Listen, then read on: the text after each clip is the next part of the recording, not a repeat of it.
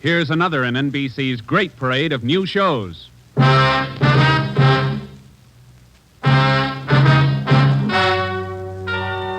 Ladies and gentlemen, the story you are about to hear is true. Only the names have been changed to protect the innocent. NBC brings you Dragnet.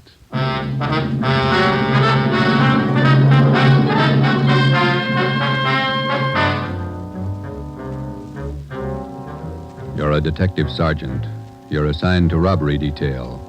An armed gang of blitz bandits has started to work in your city. Their pace is fast, 4 and 5 robberies each night. The criminals are not amateurs. They're well armed, dangerous. Your job, get them. Dragnet, the documented drama of an actual crime, investigated and solved by the men who unrelentingly stand watch on the security of your home, your family, and your life. For the next 30 minutes, in cooperation with the Los Angeles Police Department, you will travel step by step on the side of the law through an actual case from official police files. From beginning to end, from crime to punishment, Dragnet is the story of your police force in action. It was Thursday, October 23rd. It was windy in Los Angeles. We were working a day watch out of robbery. My partner's Ben Romero. The boss is Ed Backstrand, chief of detectives. My name's Friday. I was on my way back from the statistician's office, and it was 11:42 a.m. when I got to room 27A. Robbery detail. How'd it work out, Joe? Any good prospect? Well, I don't know how good they are, but I got a handful. How many did you get? Well, let me see. 15, 18, 22. Ethel down in the stats office ran them on the IBM for me. There they are. Let's see. It's a gang of 3 men working on foot. Blitz robberies. They only take cash. M.O. is tie-ups. Work from 8 to 10 at night. One of the gang's tall, the other 2 short. And these are the men the machine sorted out. Under that heading, yeah. If our information's wrong, then so's the machine. Got a good bunch of candidates here. Descriptions match up with what we got. They seem to. Check the names on that list, Ben. Some of the smartest thieves in the country. Yeah. Tommy Willis, Ray Grappa, Kemp Satelli, Manny Roberts, George Cross, Mario Koski. Reads like June graduation at San Quentin. Yeah. George Cross and Tommy Willis are in town. We know that. And Koski, he's around a couple of weeks ago. And what about the rest? It's a big field. Have to check them out, I guess. Might as well start at the beginning.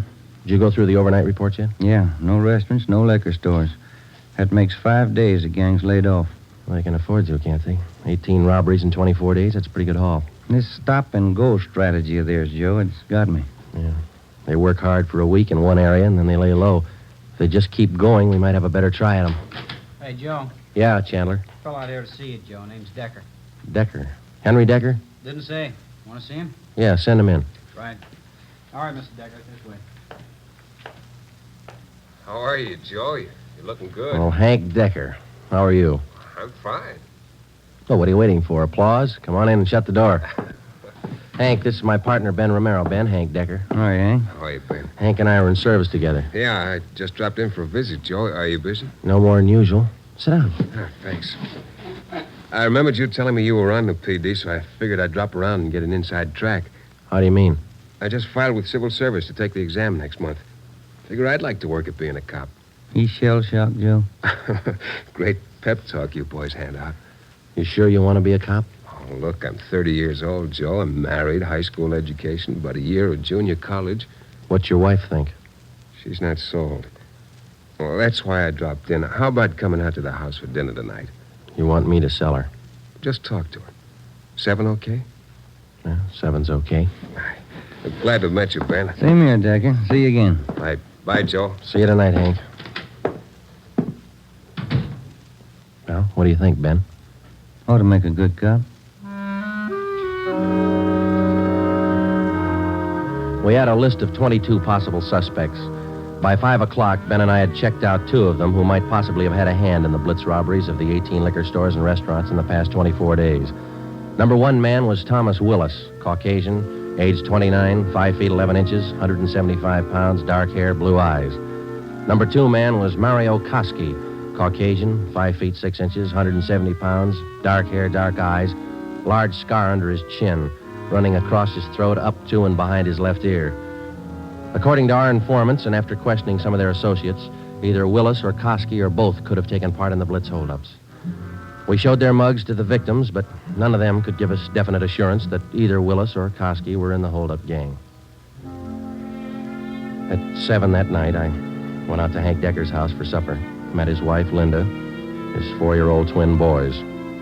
We talked about the Army, played with the kids for a while. Before we sat down to eat, we put the boys in bed. Hank was in the kitchen carving the roast. His wife closed the door to the kids' room, and we started downstairs for the kitchen. What do you think of our 2 atom bombs? They're fine kids, Miss Decker.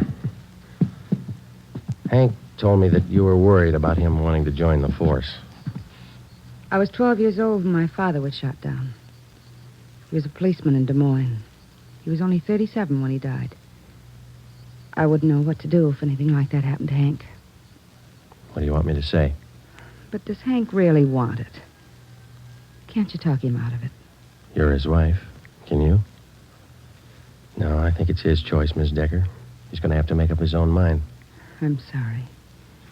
If it's what Hank wants, I guess I worry too much. A lot of women marry cops. They have, and they will, and they all worry. Hank will be all right. Will you guarantee it, Joe?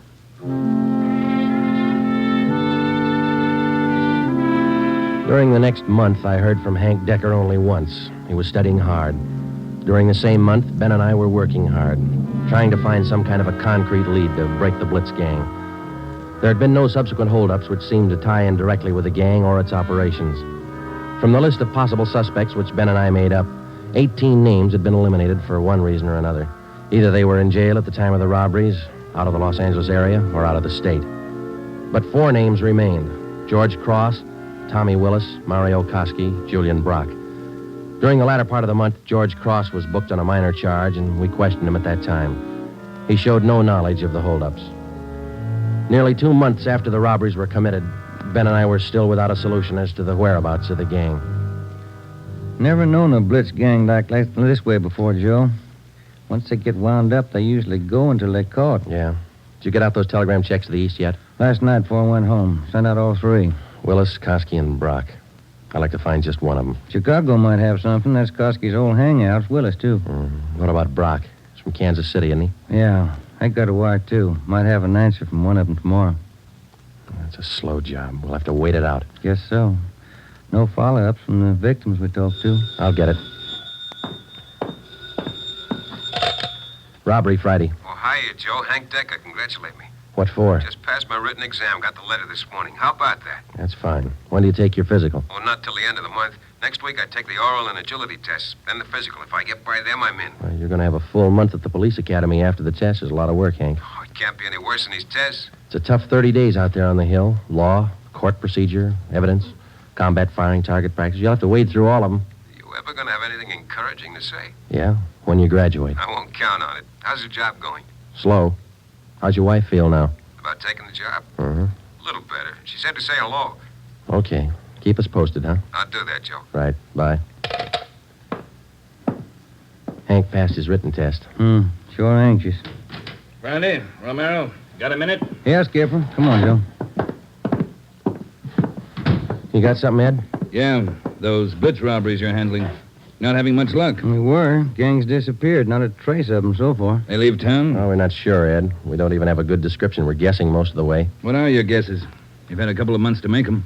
12 of the holdup victims we talked to told us definitely that there were 3 men in the gang, 2 of them short, 1 of them tall. We've just been working from there. All 3 of them have dark complexions. Started with 22 possibilities and got it weeded down to 4. No, wait a minute, 3. Yeah. Tommy Willis, Mario Koski, Julian Brock. Willis and Koski are Eastern Hoods. Brock's from the Middle West. And where are they now? Haven't showed their faces around town. We're checking some of the cities in the east. That's about all we got, Skipper. Not much for 2 months' work. Thieves can't be that smart. Right now they are. We've sounded out every lead we had, Ed. We're doing our best. Either of you ever hear of a man by the name of Al Mishikov? No, I don't think so. Chicago gunman in the old days, wasn't he, Ed? That's right. I thought he was doing time in Joliet. Paroled last year.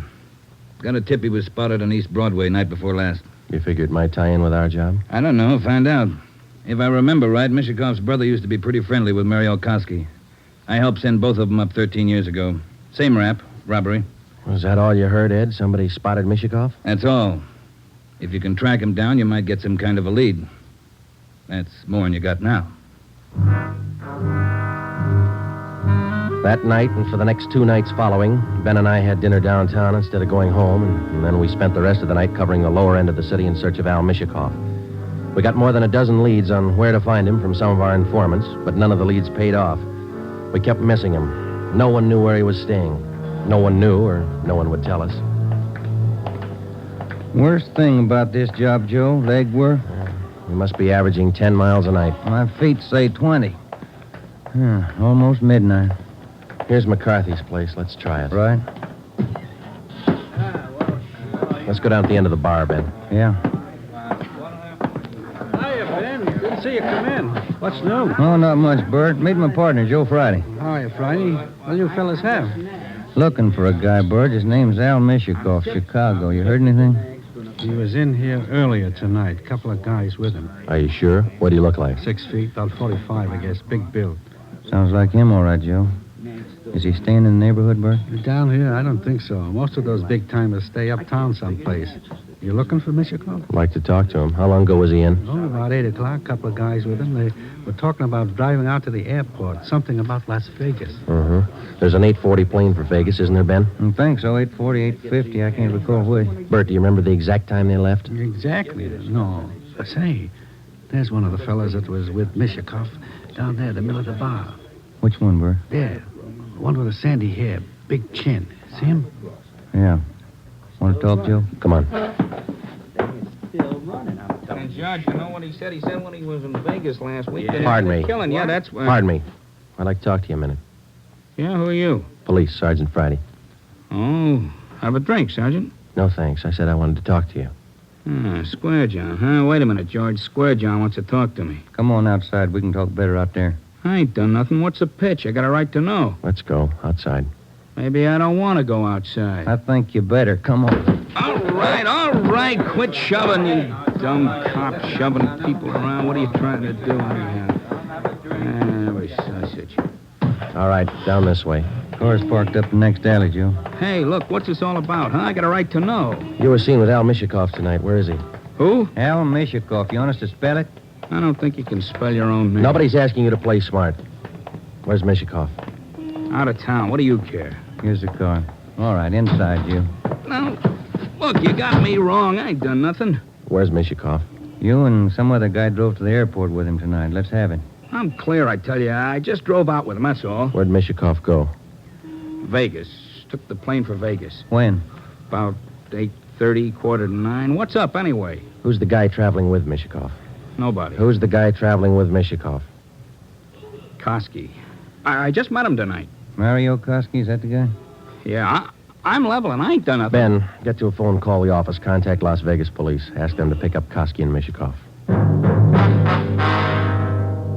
When we got back to the office, we questioned the man we had picked up for almost 2 hours. His name was John Delmar, an ex-convict. He'd been paroled from Folsom Prison 2 months before after serving 3.5 years for burglary. He said Mishikoff was looking for a man to work with him and Koski. He didn't specify the work. Delmar said he refused the offer, but they parted on friendly terms. He said Koski and Mishikoff told him that they were going to Las Vegas for a few days, then return to Los Angeles. But when Ben and I checked back with the Las Vegas police the next morning, they reported that nobody answering the description of either Koski or Mishikoff was seen arriving or leaving the airport. We checked with the airlines and sent inquiries to law enforcement agencies throughout the entire area. No sign. 3 weeks went by. Still no sign. Nothing in the overnights, Joe. No, not a thing. Oh, yeah, same here. Reno, Sacramento, San Francisco. Nobody's seen him.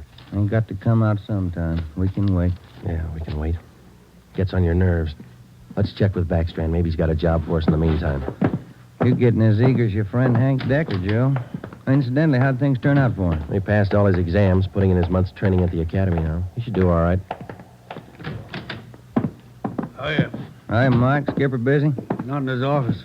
Won't be in till afternoon. What's the matter? He's got a lecture at the police academy this morning. Thanks, Mike. Come on, Ben.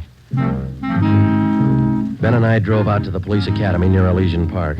We went out to check with Ed Backstrand on the Blitz robberies, not to listen to his lecture. When we walked into the classroom, he was just finishing up, so we sat in the back of the room and listened. It was a pretty good speech. Because of the alertness of the arresting officer, his talent for memorizing